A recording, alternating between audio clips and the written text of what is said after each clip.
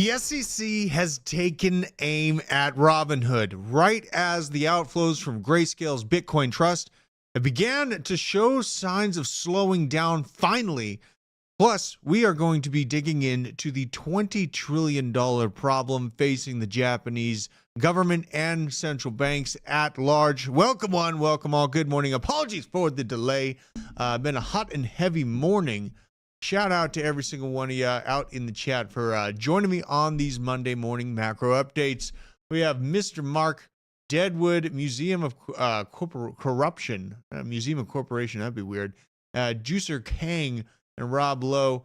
What is up? What is up? And then Ant down there, Ant Capable, and Fade and Tradfi for some Breaking Nation Sports. But without further ado, before we get into all of the juicy news in today's headlines, I must remind you that this show is powered by Arculus. This is the world's leading crypto cold storage, easily secure, buy, swap, send, and receive all with a simple tap in 3FA. Your assets are safer than ever, backed by CompSecure and Arculus. But if you want to secure your own financial future for yourself, make sure to use the code BASE10 for a 10% discount. Click the link in our description down below. And without further ado, let's get into all this juicy news. Let's see if my computer's working. There we are. There we go. All right. SEC issued a Robinhood Crypto with a Wells notice. This is breaking news this morning. Huge news coming after a pretty large, conglomerate, really. This is the retail entryway into crypto. So this is not a good look. Just before I even read this article, I'm just going to say, this is a bad look for the basic retail investor that's coming into the crypto markets, seeing the SEC come after them. But let's dig in a little bit further. As I just posted this morning, 9:20 a.m., Robinhood Crypto, the crypto unit of the brokerage firm Robinhood Markets, received a Wells notice from the U.S. SEC on May 4th. The exchange said that the SEC staff had made a preliminary determination to recommend an enforcement action against the crypto unit alleging securities violations, according to Form 8K filed today. After years of good faith attempts to work with the SEC for regulatory clarity, including our well-known attempt to come in and register, we are disappointed that the agency has decided to issue a Wells notice related to our crypto business in the U.S., says Dan Gallagher, Chief Legal, Compliance, and Corporate Affairs Officer with Robinhood Markets.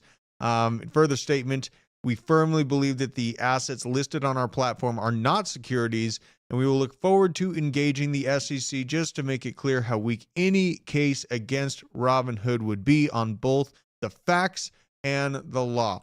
Very, very interesting news. According to this, last year, Robinhood Markets said it received an investigative subpoena from the SEC related to the listing of cryptos. Robinhood supports over a dozen cryptocurrencies, trading, yada, yada, yada. Primarily, the big ones here probably in question are Ethereum, with this whole snuggle over the Ethereum Ether ETF that is trying to be put into play over the course of 2024. Dogecoin proof of work, don't know how they're going to go after that one, and Shiba Inu. So this just opens up a wide array of questions to be asked. We have had, I'm going to take a sip here real quick.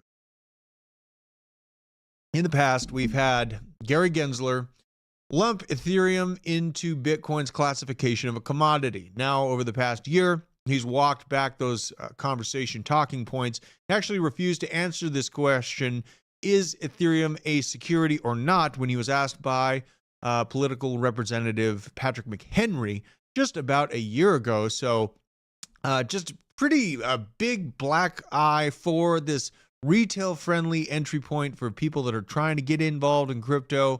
I remember Robinhood, very accessible. Many people that started to realize what crypto was last bull market actually got in through this route. So very unfortunate to see the same type of playbook taken against Coinbase and other exchange entities by the SEC.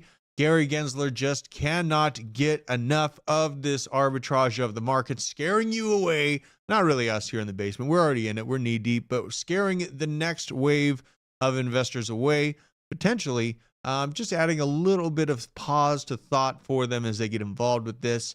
And, on this news, we did have some market action. Markets reacted pretty swiftly to this because preemptively we had climbed all the way up to $65,400. Now, taking a quick ride in correction downwards, look at the yearly. Oh man, I want to call this a shelf, you guys. I want to still remain the shelf. Now, we busted below the actual shelf with this move here. So this is 60,000. Just a momentary blip down to 57.2, just about. But on the year, I mean, my God, if we can hold and build up from here, what a lovely situation. And honestly, slapped around at previous all-time highs. Nothing too surprising about this. Now, in the chat, let me know what you guys did this weekend. My mind is been absolutely consumed with building out more and more garden space just to side quest. I have been attacked by bugs all weekend, but 3x to the garden space. Let me know down in the chat, what are you doing? What did you do this weekend proactively to improve your life in the real world? Taking care of family, taking care of our lands, making sure we have, in my opinion, gardens. That's going to be a necessity, and I implore every single one of you out there to not only take control of your financial future and your financial standings with Arculus, but take control of your food production as much as humanly possible for yourself. Looks like Steve-O had to deal with some kids issues. Son and got in a fight with his friend, apparently. Ooh, son got in a fight with his friend. That is never a good time. Yeah, I had a little bit of a quarrel with the kids. I mean, I got a lot of kids, you know, there's always quarrels and uprisings here or there with the kids, but interesting time. I had Aaron with me. We were moving. I moved around 5,000 pounds of dirt, maybe like 4,700 pounds of dirt with a very, basic trailer. It took 2 loads to do that. And we parked the trailer next to the new garden spot.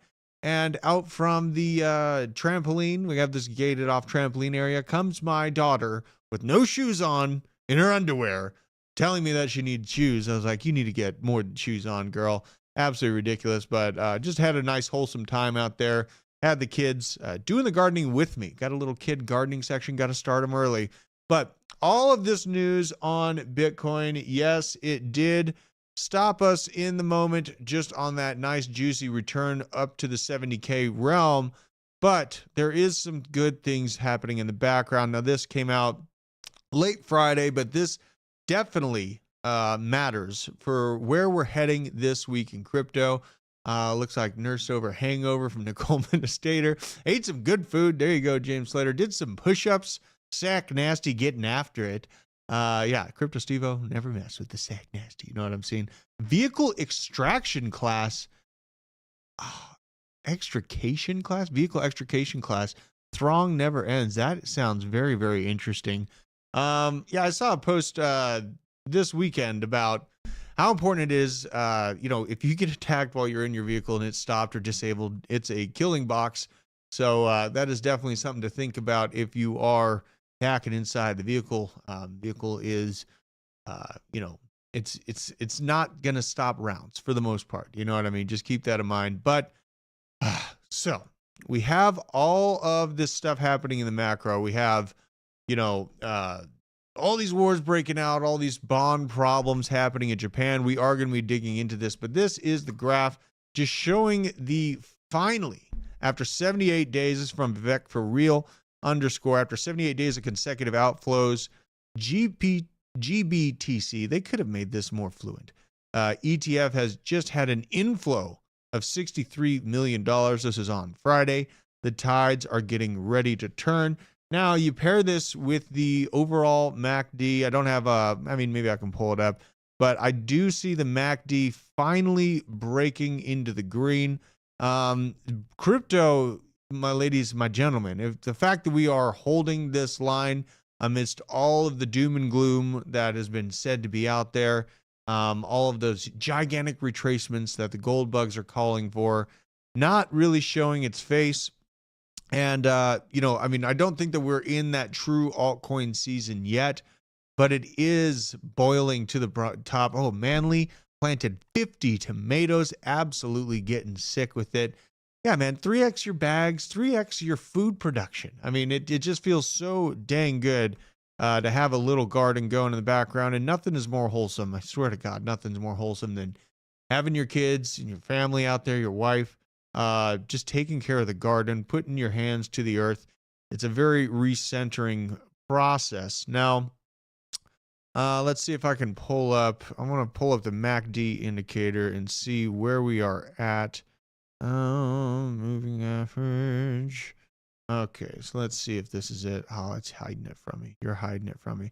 I'll have to pull this up on a later live stream, but I do believe it was Josh Jake that had a post about this, and it matters quite a bit just for the overall.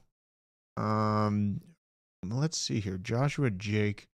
It's Joshua Jake. You can never find Joshua Jake on the Twitter. On the Twitter, I feel like it hides him. It's Joshua Jake. Let's see here. I don't know why it always holds him back from me. Very weird. Maybe it's a Z. Maybe it's a Z. I'm terrible at this, as you can tell. There it is. So I want to go down to the MACD. This was the zoom in on the MACD. Flipping bullish for the first time in 50 days. This is looking real juicy. My ladies, my gentlemen, we see that grayscale inflow finally coming in right as that MACD pokes its little head. We have the world M2 money designs, the M2 money flow, also looking extremely similar on the chart pattern. Now, I know what we're about to get into, a bunch of worries for the traditional markets, but I must preference this conversation with the fact that I see so many problems with traditional finance is why we stand to win so big in the crypto markets. Without a problem, there is nothing to fix. And I see Bitcoin and crypto as this mechanism designed to fix an intrinsically sick and doomed system of modern monetary theory that we are in right now. So I must preface this bond and this world money conversation with that. That without I see opportunity. When I see things breaking like I do see in the traditional markets, I see opportunity. Should we sell flat smack? I wouldn't. I mean, unless, okay, so should we sell? That's a good question. I take the initial investment out once I've 3x'd, and I consistently am shaving profits as I need them on the way up in the markets. Now, when we do breach back into the bear market territory, I'm looking at 2025, either at the end of summer or into the end of 2025 is when I look for that actual top in crypto. Then I'll be insulating back into gold, firearms, things of that nature. Firearms are one of the ultimate stable coins, in my opinion. So now, right now, if I don't need the money, I am much, much more interested in just putting my money into crypto right now and then living actively off of it as need be. So without further ado, let's get into the larger economy. No, this is from Marty Party. No, this is not a chart of a shit coin. This is a bid on U.S. 2-year government treasury bonds on Friday, May 3rd. We'll zoom down. This is not a meme coin. This is not a rug pull. This is the bids on 2-year government treasury bonds for the United States.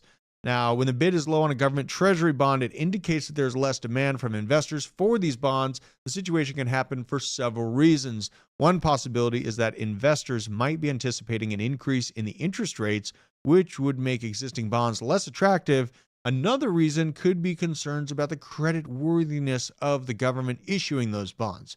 A low bid can also imply that investors are seeking higher returns in other investment vehicles such as equities, corporate bonds, and cryptocurrencies. All right, so the bids falling off a cliff like this, I don't think that the first two options of why people are pulling away from these bonds is relevant. I don't think that the larger market really is believing the Fed when they say higher for longer or even higher than it is right now. The reason being is for the banking infrastructure and the allowance of interest payments that will be due on things that banks already have on the books. They will break the spines of over 220 banks at this point. It was 190 banks 2 weeks ago. That number of potential cataclysm has actually risen to 220 regional banks will go down if the interest rates move up from where they're at right now. Another option he's bringing is which would make existing bonds less attractive would be concerns about credit worthiness. I think that people have basically just given up on expecting any sort of monetary responsibility out of the government that is issuing these bonds. So I am leaning towards the third option here, that they are simply seeking higher returns in investment vehicles such as equities, corporate bonds, and or cryptocurrencies. But there's a bigger monster boiling underneath the ground here. Now, this was, this is visualize what wealth destruction looks like in a safe asset class. This is U.S. government bonds breaking below the 40-year uptrend that they've been in.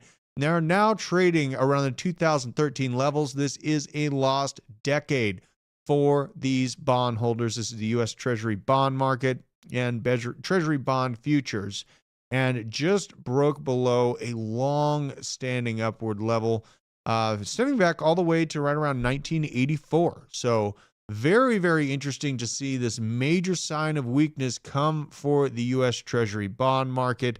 And this at large, if you have to ask me if I'm a betting man, this is where the current world reserve currency system leans into reinstating that reliance on itself and its design by force. Now, that force we can see through trade tariffs, through essentially a trade war, but that eventually does turn into kinetic action, if you ask me, and if I'm a betting man. So we have some problems building up on the surface of the US dollar and the value of those bonds, the difficulty in offloading those treasury bonds as well. But the bigger monster is in our trade relationships, all the countries we're trying to keep afloat and keep the system moving with. So this is Peruvian Bull talking about the Japanese government itself doing a $20 trillion carry trade.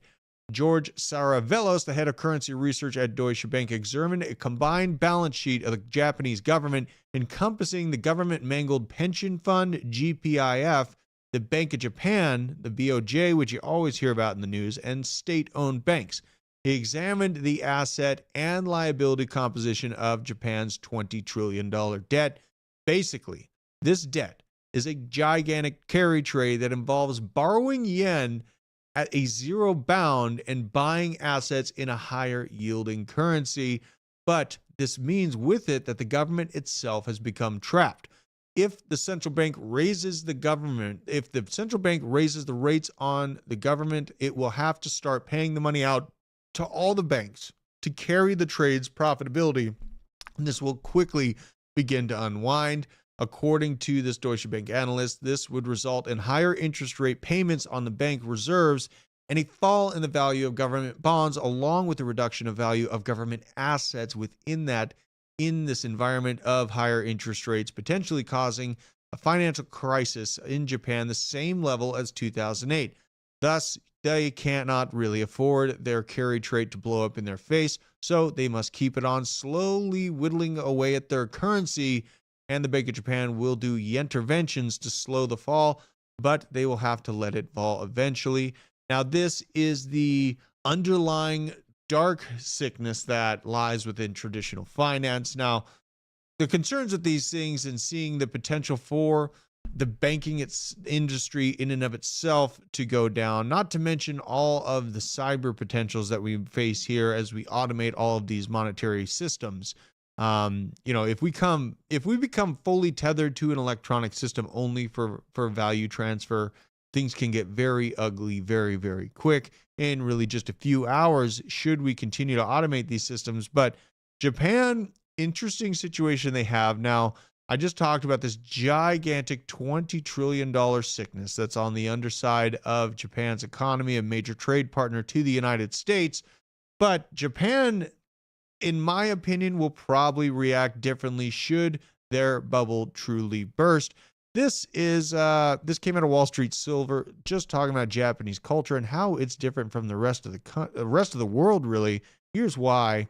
So we have a fella walking along, I think it's a fella, trips, maybe a little bit of a planned trip here, it looks like, drops all of this money on the floors, presumably a social experiment. Now, if this was the US, you'd expect the crowds to be fleeing to the other way after they reach down to the ground and grab what they consider theirs now. But instead, Japanese culture, in my opinion, much more respectful than the current situation and the current surroundings we have in the United States.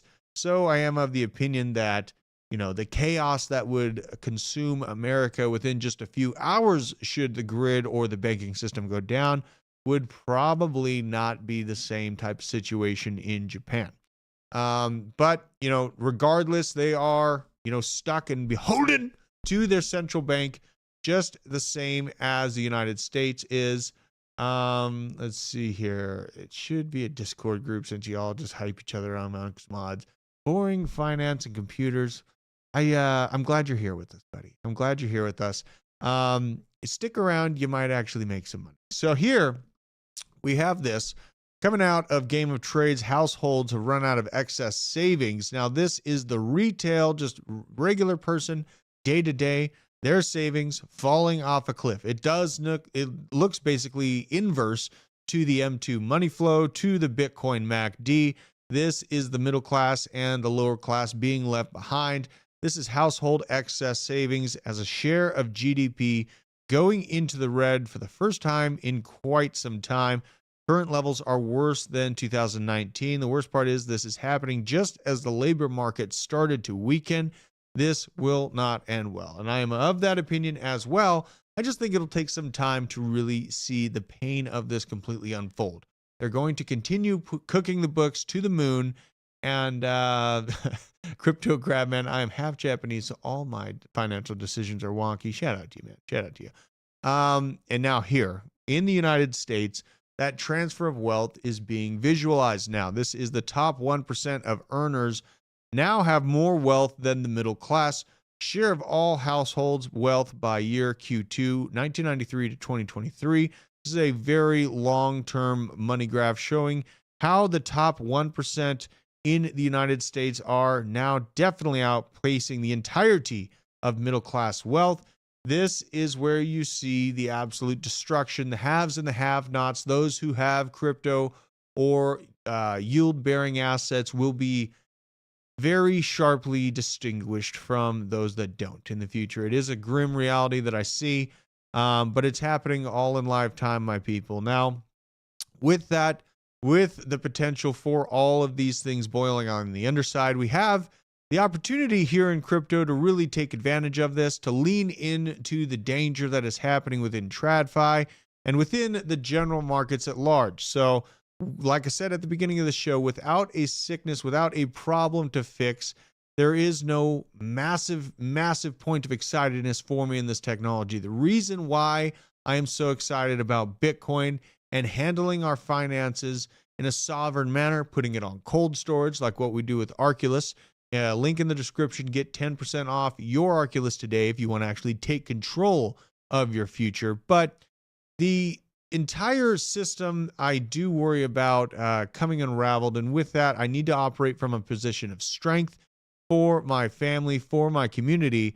And this is why I lean into cryptocurrency and preparedness so damn heavily. So now let's talk about preparedness a little bit. And there's a reason to be prepared. We see governments, they're going to be getting ready for capital controls as people try to exit these sinking ships. This is from Alex Ricuso. Canada proposed a $25,000 penalty on a 2x exit tax to citizens that want to leave the country. We've seen those people begging for help, that they can't afford their food day by day, that they can't afford their rent day by day. And these governments are going to try to lock you in. Imagine trying to flee with a briefcase full of gold. Not going to look good. I have a new article coming out today. You are featured in it. Hell yeah, coins chick. If I had the, I would totally do it. Now, with preparedness, obviously we're monetarily prepared here. But here's from Dutchton's talking about the past 36 hours of earthquakes, showing a perfect stepstone path as the earthquakes go across multiple plate boundaries, headed towards a new deep earthquake in Italy, primarily Italy specifically, but in Europe marked in the green. Earthquakes following the trajectory path every week the same way. Earthquakes are not random. This is just showing the flow of earthquakes that we are expecting this week. Now, I get this all the time. Just want to talk about this real quick. Lucas Botkin, T-Rex Arms, absolutely amazing company. This chart is surprisingly accurate for a lot of shooters. I know. So I'll get my face out of the way. Let's talk this out real quick. So you get the entry point, the low wisdom, the low confidence. You just get the basic Glock. Okay. You're not trying to do nothing fancy. Then your confidence skyrockets. You are the man now. You are huge. You get all the Gucci Glock attachments, all the things that you realize start stabbing you in the hip, start breaking on you, start just not really acting the way you want. So maybe I'll get a new weapon. Maybe I'll go on to a new brand here. This is the Valley of Despair, where you're dealing with the new handle, the new ergonomics of it. My God. Then you start to get wonky. You're like, maybe I just need finger alignments. Maybe I just need to get one with a hammer. Maybe I need to upgrade to the 45 in the slope of enlightenment. But then you end up at the plateau of sustainability. This is where they all return to. And this is because all man-made systems degrade to their original state. And with that, I am a Glock Maxi and will never not be that way. And really, I get it why people want to get all those attachments, but just go out and train, go out and get that robotic movement of how to actually get into position. For the love of God, training is free, ammo is expensive, but you can always get some snap caps and things of that nature. And with that being said, I hope you enjoy. We're going to raid Discover Crypto now. It sounds like those boys are getting ready, but I appreciate every single one of you out in the chat. Boosted 2JZ, this is the macro report. This is where I get all the macro out of my system so that we can just focus on nasty gains in the afternoon. We just got to get it out of our system. We got to know why we're getting prepared in crypto, why we hold on to our own value for ourselves. And with that being said, I will see you at 2 p.m. Take care.